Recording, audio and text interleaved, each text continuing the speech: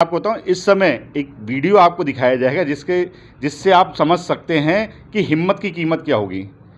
ये वीडियो आपको बताए हिम्मत की कीमत क्या है।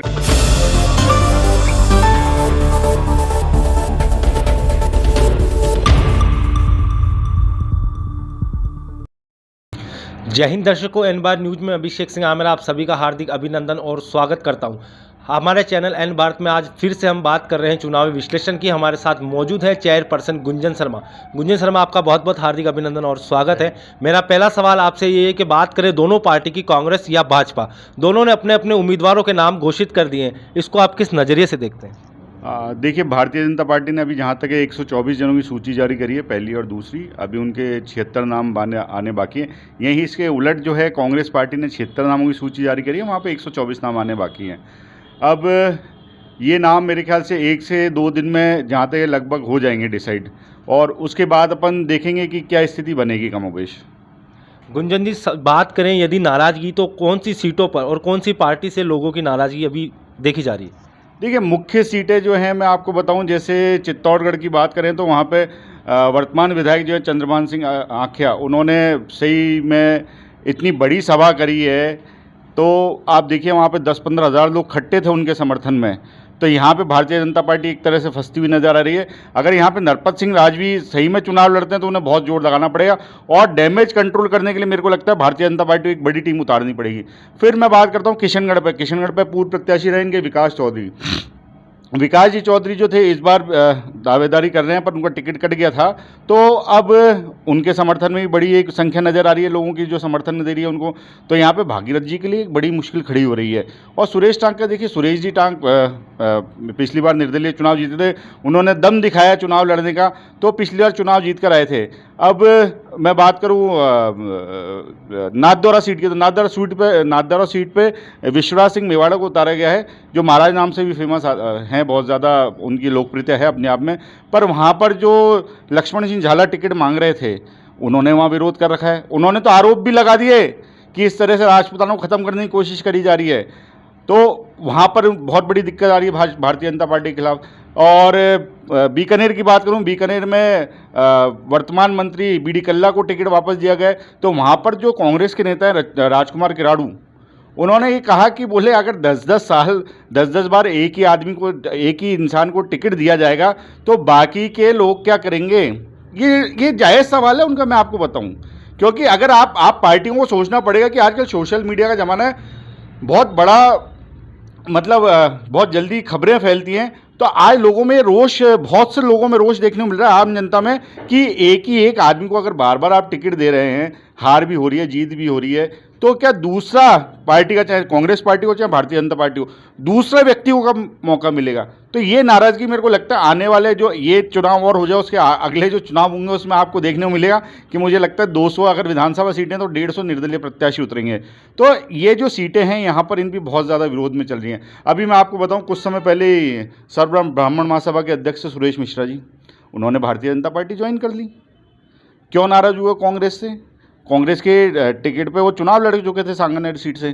तो ऐसे बहुत से हैं। महेश शर्मा विप्र कल्याण बोर्ड के अध्यक्ष, वहाँ मालवीय नगर सीट से अर्चना शर्मा 2 बार चुनाव हार चुकी हैं, उनको फिर टिकट दिया गया। तो वहाँ पे राजीव अरोड़ा और महेश शर्मा खुल के विरोध कर रहे हैं। तो देखिए, अभी आपकी जब सारी सूचियाँ जब तक आ जाएंगी, 1-2 दिन में आ जाएंगी, तो उसके बाद आप देखिए कि विरोध जो आप भारतीय जनता पार्टी में देख रहे हैं, वह आपको कांग्रेस में बहुत ज़्यादा देखने को मिलेगा। तो अब देखते हैं क्या स्थितियाँ बनती हैं इस पर। बात करें यदि अजमेर संभाग की, तो भारतीय जनता पार्टी ने अपने 7 उम्मीदवारों के नाम घोषित कर दिए, और यहीं कांग्रेस को देखें तो उन्होंने पुष्कर और केकड़ी से ही अपने 2 उम्मीदवारों के नाम घोषित करें। इसको आप किस नज़रिए से देखते हैं? देखिए, ऐसा कहा जाता है कि अजमेर जो जगह है वो सचिन पायलट की जगह है।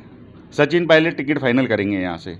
तो अब देखना कि सचिन पायलट के सारे टिकट मिलते हैं या उनको 1-2 टिकट, क्योंकि यहाँ आप देखेंगे तो अजमेर उत्तर से धर्मेंद्र सिंह राठौड़ ने, जिनको सुपर सीएम का दर्जा भी मिला है अजमेर के, उन्होंने बहुत जोर लगा रखा है टिकट के लिए। और बात करें आपके 7 सीटों पे जो भारतीय जनता पार्टी ने दी हैं, तो किशनगढ़ सीट आप देखेंगे तो वहाँ पर बहुत कड़ा मुकाबला देखने को मिलेगा।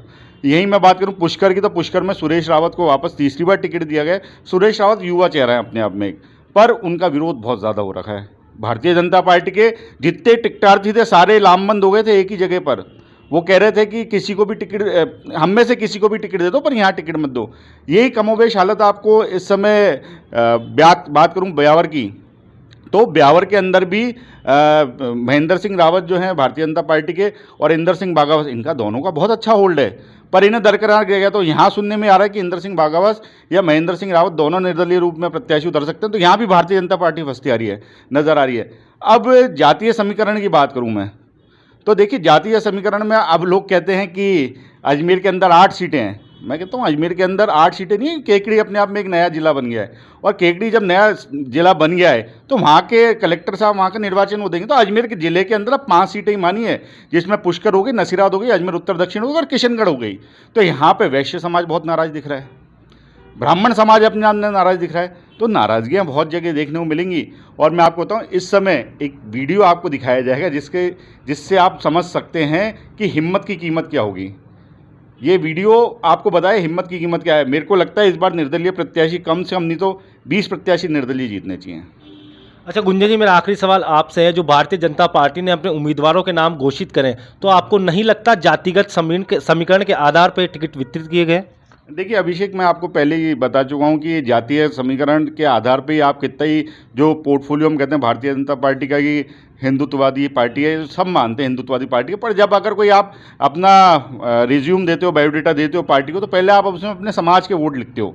तो जातिगत आधार पर ही ये टिकट दिए गए हैं। अब बात करूँ पुष्कर से, जैसे टिकट मांग रहे थे विवेक पाराशर, कांग्रेस पार्टी से मांग रहे थे, उनको नहीं मिला टिकट। हालांकि ब्रह्मपुत्र की जगह थी, लगता था ब्राह्मण को टिकट मिलने चाहिए, उन्हें टिकट नहीं मिला।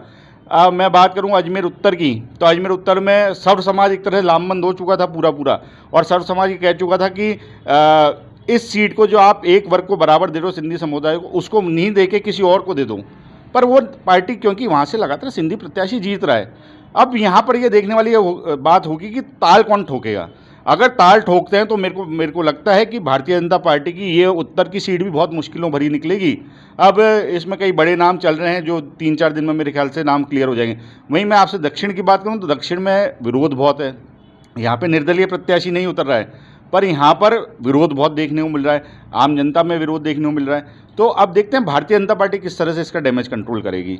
तो आने वाले 1-2 दिन में आपको बहुत चीज़ें पता लगेंगी। नामांकन आते आते नामांकन कितने लोग निर्दलीय भरेंगे वो देखने वाली बात होगी। तो हमने पहले भी हमारे विश्लेषण में कहा था कि भारतीय जनता पार्टी की आप ऐसे समझिए कि अपर हैंड है, 55% भारतीय जनता पार्टी का फेवर है और 45% जो है कांग्रेस का फेवर है। तो आप इसको ऐसे समझिए कि 110 सीटें भारतीय जनता पार्टी होंगी जिसमें 10 माइनस और 10 प्लस होंगी, और कांग्रेस की 80 सीटें रहेंगी जिसमें 10 प्लस और 10 माइनस होंगी। तो अभी यहाँ पे देखते हैं आरएलपी का फैक्टर कितना चलता है, आम आदमी पार्टी कितने वोटों का डैमेज करती है। तो अभी बहुत सारी परिस्थितियाँ बदलेंगी चुनाव आते आते, और भारतीय जनता पार्टी को इस समय डैमेज कंट्रोल करने के लिए बहुत बड़ी टीम लगानी पड़ेगी। और कांग्रेस पार्टी, क्योंकि अब जिंदाबाद मुर्दाबाद के नारे तो अब लगने शुरू होंगे वहाँ पे कांग्रेस कार्यालय पे, क्योंकि अब सूचियाँ फाइनल आएंगी। तो अभी देखते हैं क्या क्या चलता है इसमें। दर्शकों, ये था हमारा चुनावी विश्लेषण एन भारत न्यूज के साथ। देखते रहिए एन भारत न्यूज में। अभिषेक सिंह आमेरा। जय हिंद, जय भारत।